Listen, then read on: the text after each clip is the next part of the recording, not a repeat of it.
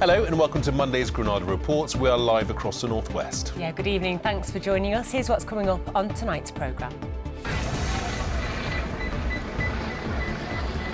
Summer riots spread by false online rumours, how an information vacuum helped fuel the fires, while the law prevented the Chief Constable of Merseyside from revealing the truth behind the attacks in Southport. The first black captain of Everton and a club legend. An inquest hears about the final days of striker Kevin Campbell. Doggone how Alderhayes Children's Hospital threw a special retirement party for Golden Labrador Holly, their official cuddle manager. And stand by for a soggier forecast, the return of low pressure, rain and a rainfall deficit which is about to get some overdue attention. I'll have the forecast later on.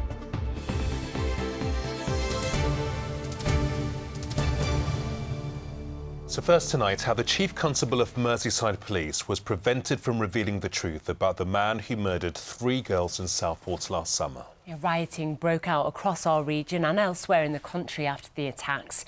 Much of it fuelled by false information online, spread and exploited by far-right groups. Rumours circulated that the attacker, Axel Rudakabana, was a Muslim asylum seeker, but the law on disclosing information about criminal suspects meant very little actual information about him could be released. Well, today MPs published a report which said the country's criminal justice system needed to keep pace with the social media age. Our reporter Tim Scott has more.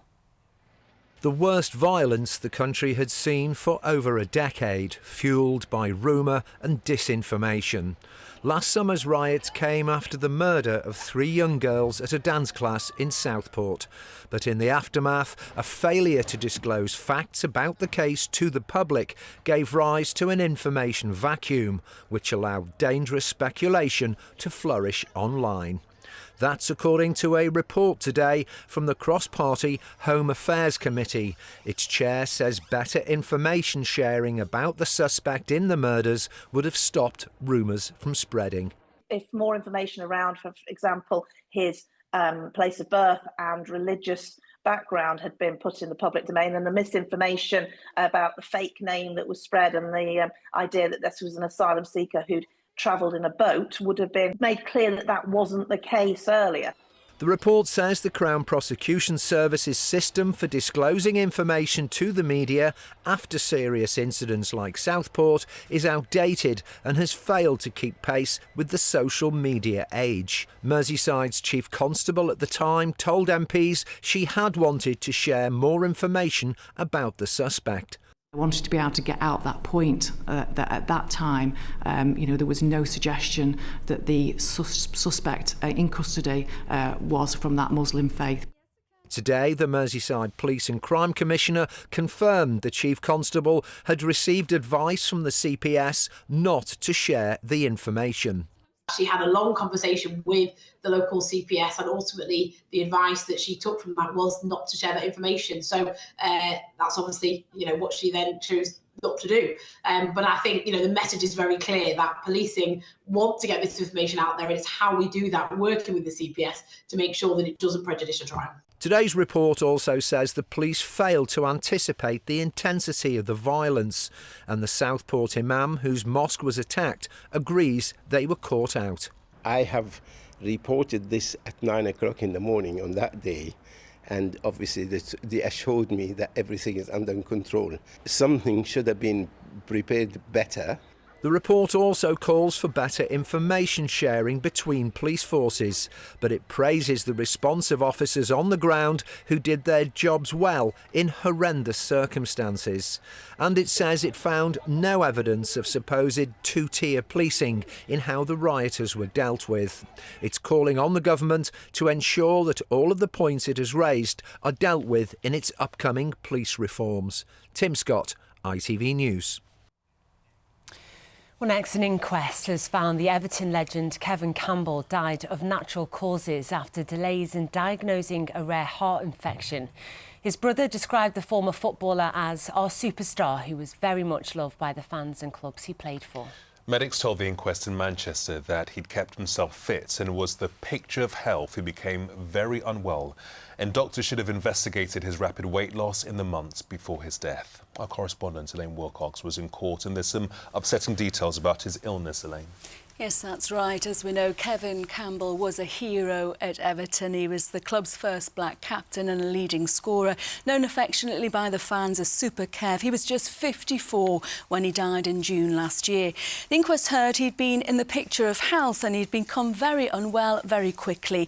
He was first admitted to the Manchester Royal Infirmary in January 2024, but despite spending 7 weeks in hospital, medics didn't diagnose his infection in the lining of his heart. That's endocarditis. Now, the inquest heard clinicians should have seen his dramatic weight loss as a red flag.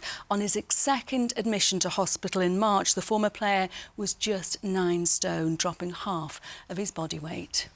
And Elaine, were any of Kevin's family at the inquest? Yes, his brother and sister Harold and Lorna joined the inquest remotely, and it was his sister Lorna who asked medics, should doctors have picked up on his injuries on his toes on their first admission. We were told they showed signs of gangrene, described as looking frostbitten. Now, giving evidence, Dr. Robert Hennier, consulted at the MRI, said unfortunately he had 2 completely separate attacks to his heart in a short space of time. So they said he was desperately unlucky. Now, the coroner, Mr. Gonbeck, said Kevin Campbell died from a naturally occurring illness. Despite a delay in diagnosis his heart infection, he said he was so weak on admission, surgery wasn't an option. And Professor Peter Selby from the hospital said in terms of learning, it was nurses who usually weigh a patient, and staff had been reminded to highlight any significant changes. Now, his siblings said in court they accepted the coroner's conclusions. His brother said Kevin was the family superstar. He started in football when he was just 13 and said he was loved by everyone. He was also increased the voice and influence of players as a member of the Black Footballers Partnership. They were very, very proud of him, and it was a really desperately sad hearing today. Yeah, really sad. Thanks, Elaine. Well, next tonight, and a Greater Manchester Police whistleblower has helped launch a fundraiser to investigate taking legal action against people in authority who failed to protect the victims of grooming gangs. Former detective Maggie Oliver resigned in 2012 to expose the grooming scandal in Rochdale, where underage girls were raped by gangs of Asian men. Now she's teamed up with survivors for a campaign called They Knew.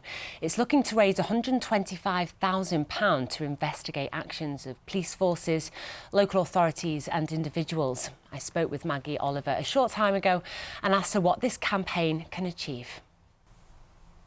Because it's very clear that successive governments do not want to take any action to hold senior public officials to account for knowingly failing generations of children.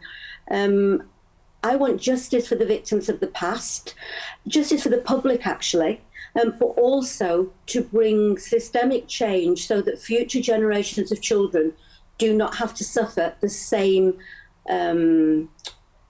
failures that many children I have spoken to over the past 20 years have had to endure. It's a campaign called #TheyKnew, and it's survivor-led, but it is evidence-driven. I've shared evidence of systemic failures and what I consider gross criminal neglect by very senior officials in policing, in social services, in the council.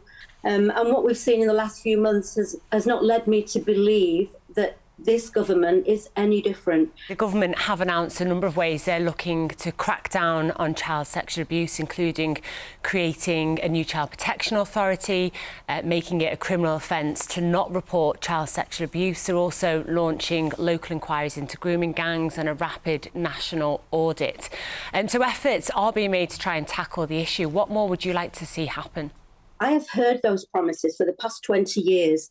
And every time this subject comes up, we hear more empty promises and words, and then nothing happens. We have the ICSA National Abuse Inquiry. You know, that took 7 years, hundreds of millions of pounds. There were 20 recommendations, and still 3 years later, not one of those recommendations has been implemented. So what message do you hope this threat of legal action sends out? I hope it sends out the message that if the evidence exists, they do not just decide they are not going to prosecute child abusers. It is not a choice.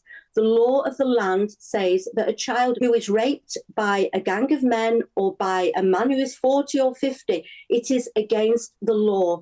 And it is not for those at the tops of those organisations to choose which of those paedophiles they prosecute. If the evidence exists, the law is there to ensure that it is followed. And unfortunately, over decades, that has not been happening. Maggie Oliver, thanks so much for your time tonight. My pleasure. Thank you.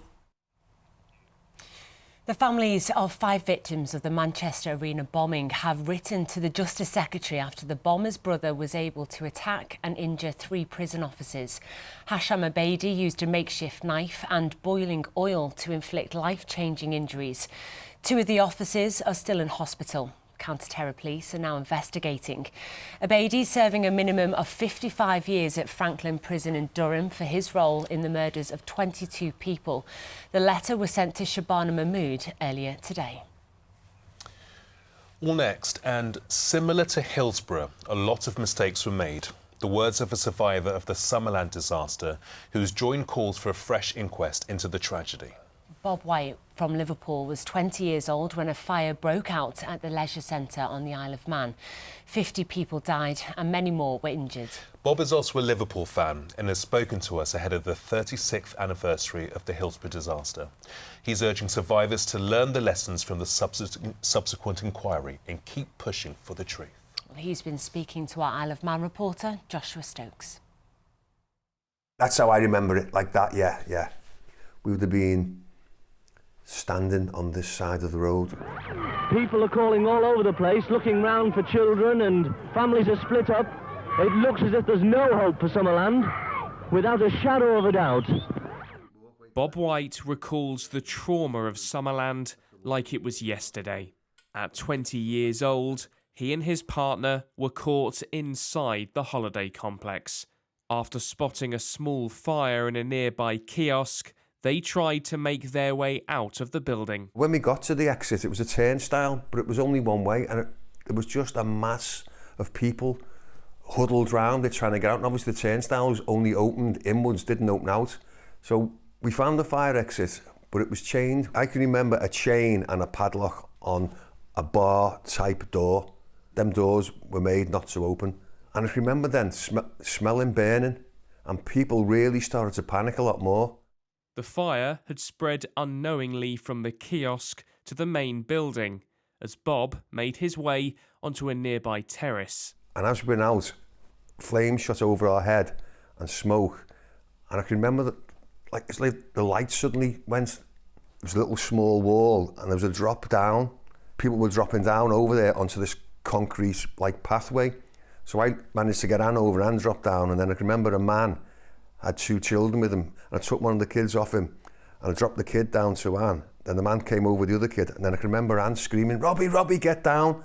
And when I looked down, I can remember people smashing the walls of the building with chairs and heads and arms coming through the building. There's absolute pandemonium here, because Summerland is ablaze and blazing down. The heat is starting to build up now, and we're a good 100 yards away, at least 200 yards away from the flames. And when we came down onto this pavement here and looked back, I can remember the building being like that, and I thought, oh my, it's gone. And you could feel it? Yeah, feel the heat, yeah. Feel the heat, it was terrible. Oh, that's when I started to shake and think, why, that was so lucky we got out of there.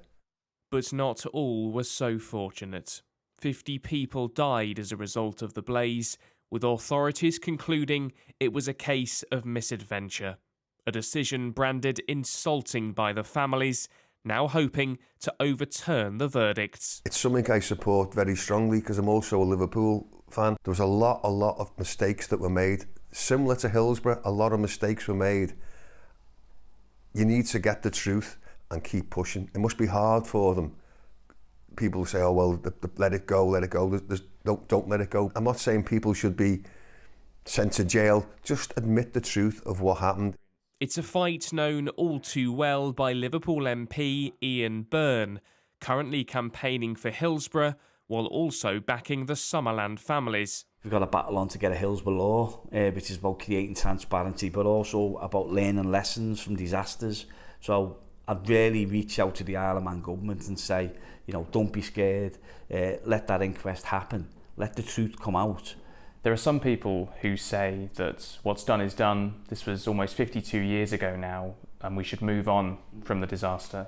What's your message to those people? I think that'd be an appalling attitude to take. That's the Hillsborough cover-up handbook, we call it. All you have to do is sit in a room like I know you have with the families connected, and you see that pain 50 odd years after the incident happened, and that ain't going away, and them campaigners aren't going away. So hopefully Isle of Man steps up to the plate, the Attorney General does the right thing, and then we can actually start giving people closure by giving them the truth. On the Isle of Man, the site continues to lie derelict, almost 52 years on. The island's Attorney General is reviewing the application, deciding whether it's time to hold a new inquest. But in the meantime, campaigners continue their fight after a disaster that still haunts those involved over 50 years on. Joshua Stokes, ITV News. Yeah, the campaign for justice continues, doesn't it? Absolutely. Time now for a look at what's to come on the ITV Evening News. Here's Mary.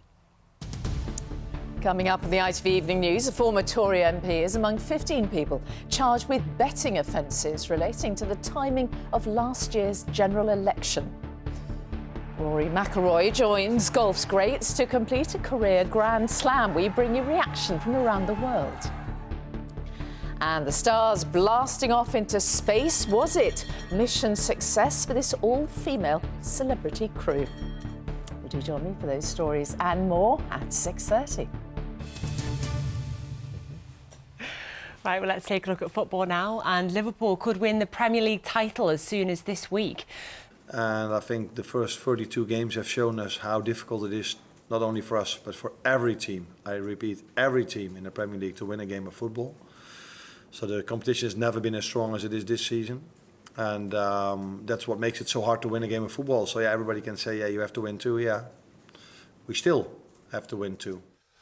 In the Football League, Blackburn Rovers kept their slim Championship playoff hopes alive thanks to a 1-0 victory at Luton Town. In League One, Stockport County's promotion hopes are firmly on track after a 3-1 result at home to Rotherham. While in League Two, it was a point apiece for relegation rivals Accrington and Tranmere. Rovers fighting back from 3-0 down to draw 3-3. Manchester United will face Chelsea in the Women's FA Cup final next month. The reigning cup holders are off to Wembley again after seeing off rivals Manchester City 2-0 in the semi-finals. Now, it happens to us all. We reach a certain age and nature tells us it's time to retire. I'm not talking about you, even though you've just had a birthday, and leave the hard work to all the young people who are more in touch. Yeah, we have been telling our producer that for years now, and he's still here. However, that special time of life arrived today for a lovely therapy dog called Holly. Yeah. This is the special cake for Golden Labrador Holly's retirement party at Alderhayes Children's Hospital in Liverpool after 8 years of offering comfort and cuddles, or 56 in doggy years. Our man Paul Crone, who insists he is nowhere near old enough to call it a day himself, went to say a fond farewell. So here we are with the VIP, the very important pooch. This is Holly, a Pets as Therapy dog. She's been doing it for 8 years. We reckon she's been petted by over 50,000 patients. She's so patient. She's absolutely lovely. Barry, you are her owner. It's her last day. What sort of dog is she? She's a Labrador Retriever. She's almost 10 years old now. She's been at the hospital 8 years, and today is the big one. It's a 500th visit, and it's a retirement day today. So she's going to go and put her paws up and smell the biscuits after today. What does she bring? When you bring her into a hospital, what difference can you see? She reduces stress and anxiety amongst the patients, their families, and the hardworking staff here. And I've seen it many times dealing with individual patients, you know, the difference that she makes to them, provides a lot of distraction. She just makes a real difference. Just makes the world a bit better for them, yeah. Well, who doesn't want it? You stay there, Holly. We're going to chat to Nathan, who is a chief nurse. So what difference does Holly make when she comes on a ward and she talks to patients? What difference does she make? So I think Holly just brings a smile to everyone's face. I think she's probably the most well-known face of Alder Hey. We have lots of patients that come back time and again, and they always ask if Holly's here. She really does, as Barry said, reduce anxiety. Perhaps people who've got family pets at home and they're away from them, it's really nice. I hadn't thought about that, so they don't see their pets. So they can bond with Holly. But also just in terms of that real being able to stroke an animal and spend some time in a hospital doing something that's not about your treatment or your care really helps reduce stress. But I do think we're going to miss her loads at Alder Hey, and she always brings a smile to the staff face as well. Oh, Nathan, thanks very much. I'll just move back to Holly because she is the most important pooch of the day. Holly, there she goes. After 8 years and over 50,000 pets and cuddles, she's going to take it easy, take it all in her stride. Clever girl. Oh, she deserves to put those paws up. Doesn't she just? Here's Nick. Why do I need a shower? I've been out in the rain. The faster you go, the sooner you'll be out. You'll save water too. United Utilities sponsors ITV Granada weather. Hello. After the warmest weather of the year so far, the clouds are gathering and we're about to get the return of rain. It hasn't just been warm, it's been sunny as well. This was the Isle of Man yesterday, over 11 hours of blue sky.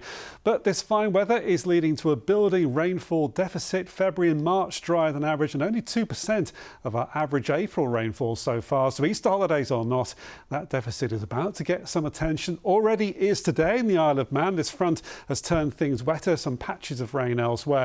But as low pressure to the south feeds its way northwards, particularly later tomorrow and into Wednesday, we're all going to see some heavy rain. In fact, there's a Met Office yellow warning. Merseyside and Cheshire, there could be some disruption from that rain and some difficult travel conditions. Now, the bulk of that heavy rain hasn't arrived yet. There are still some patches around those as we go through tonight and into tomorrow morning, and plenty of clouds, so the temperature not falling too far, around 7 to 10 degrees to start the day. That weather front still not showing much action tomorrow. In fact, some of us may even brighten up again with a chance of 1 or 2 showers breaking out, although rain heading back into the Isle of Man. It will be a cooler and breezier day tomorrow, so temperatures down a few degrees, but it's late tomorrow night and into Wednesday. We see some heavier and more persistent widespread rain moving through, some difficult travel conditions for a time. May even see a little bit of snow into the tops of the Pennines as it turns colder still. That clears away towards the end of Wednesday, and then beyond that into Easter, there'll be some showers around, and after that colder day, temperatures actually do rebound a little again. United Utilities sponsors ITV Granada weather. Big boot to the rain. We shall see you tomorrow. Bye-bye. Bye-bye.